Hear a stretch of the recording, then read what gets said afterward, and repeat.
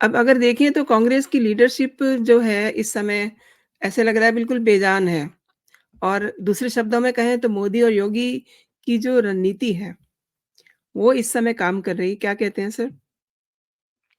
देखिए, कांग्रेस के पतन का और अपने जनाधार खोने का कारण क्या है?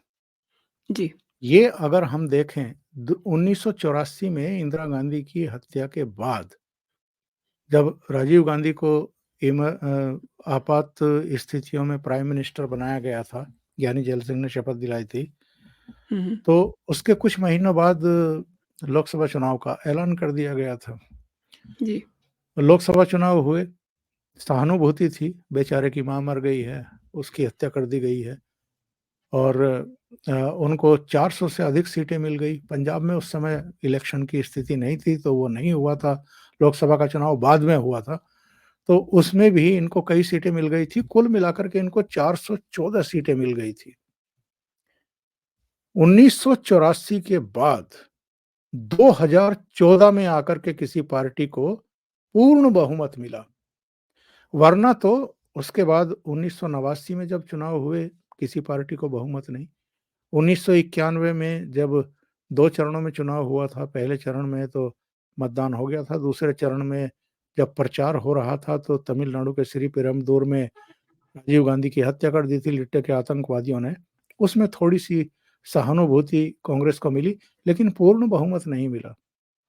फिर 1996 में इलेक्शन हुए, किसी पार्टी को बहुमत नहीं, 13 दिन की सरकार बनी थी अटल जी की। फिर 1998 में चुनाव हुए, उसमें भी किसी को बहुमत नहीं मिला। 1999 में जो अटल जी के नेतृत्व में गठबंधन बना था, उसको बहुमत मिला, लेकिन इंडिपेंडेंटली किसी एक पार्टी को बहुमत नहीं मिला। 2004 में भी जब अटल जी की सरकार गई और कांग्रेस की सरकार आई मनमोहन सिंह के नेतृत्व में, तो कांग्रेस और भारतीय जनता पार्टी के बीच में केवल 7 सीटों का अंतर था। भारतीय जनता पार्टी को 138 सीटें मिली थी और कांग्रेस पार्टी को 145 सीटें मिली थी। लेकिन उस समय तो वो हुआ था कि कहीं का ईंट कहीं का रोड़ा, भानुमति ने कुनबा जोड़ा। तो सपा, बसपा, वामपंथी, नेशनल कॉन्फ्रेंस, कुछ और दलों ने मिलकर के कांग्रेस को सपोर्ट कर दिया, यूपीए बन गया, मनमोहन सिंह प्राइम मिनिस्टर बन गए। 2009 में भी कांग्रेस को बहुमत नहीं मिला था, 205 सीटें मिली थी, जबकि बहुमत के लिए कम से कम 272 सीटें आपको चाहिए, 271-72 सीटें चाहिए। तो 2014 में जाकर के नरेंद्र मोदी के नेतृत्व में भारतीय जनता पार्टी को 282 सीटें मिली थी। कहने का आशय ये है कि कांग्रेस पार्टी ने अपनी गलतियों से या जो पब्लिक की नजरों में उसका जो पतन हुआ है, जो भरोसा उसका उससे डिगा है, उस पर कभी सीरियसली बैठ करके चिंतन नहीं किया, आत्ममंथन नहीं किया और अभी भी करने को तैयार नहीं है। अभी भी वो सारे वो तौर तरीके अपना रही है जिसको लेकर के भारत की जनता उसको नापसंद करती है। आप कश्मीर पर जब 370 हटाया गया था तब कांग्रेस का स्टैंड देख लीजिए। बालाकोट में जब एयर स्ट्राइक की गई उसमें इनका बयान देख लीजिए, इनका तौर तरीका देख लीजिए। उससे पहले उड़ी के बाद जब सर्जिकल स्ट्राइक की गई थी तब के इनके बयान उठा के देख लीजिए।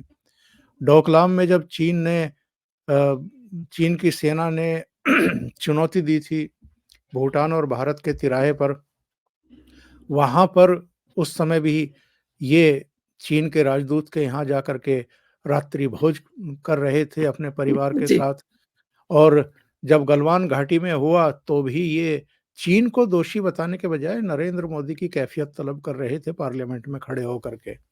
जीएसटी हो, विमुद्रीकरण हो, जितने आर्थिक सुधार हो रहे हैं उनकी मुखालफत करते हैं, व्यापारियों को भड़काते हैं, लोगों को भड़काते हैं। यहाँ तक कि इतने निम्न स्तर पर उतर आए ये लोग, जब देश में कोविड काल चल रहा था और पूरी दुनिया में लोग मर रहे थे, उस समय हमारे यहाँ हमारे वैज्ञानिकों ने दिन रात मेहनत करके अल्प समय में कोवैक्सीन और कोविड जो 2 दो वैक्सीन। दो दो वैक्सीन तैयार की और नरेंद्र मोदी की पूरी दुनिया ने सराहना की, यहाँ तक कि चीन ने भी की। लेकिन ये कह रहे थे कि ऐसी सुनामी आएगी, इतने लोग मरेंगे, इतने हुँ, लोगों हुँ। के रोज़गार छिनेंगे कि बहुत बुरा हाल होने वाला है।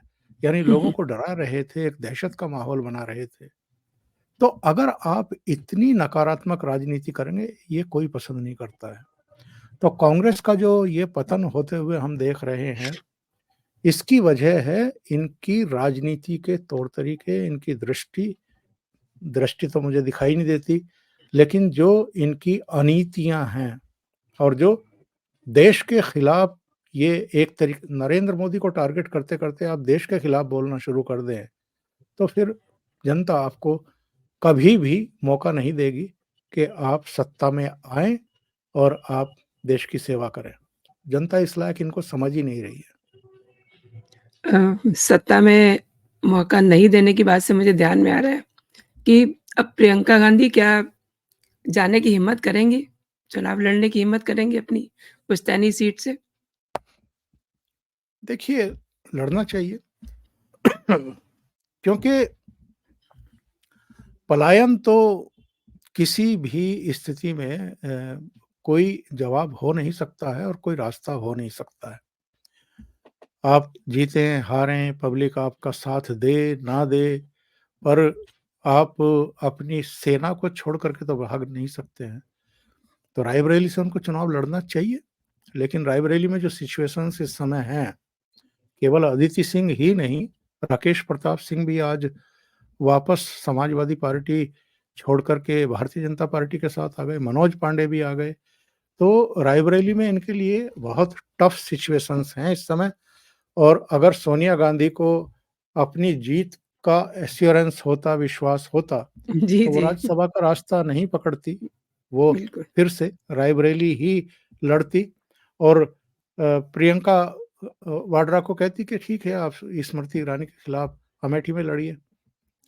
तो वो रास्ता उन्होंने नहीं चुना है इस बार, वो तो राज्यसभा चली गई राजस्थान से।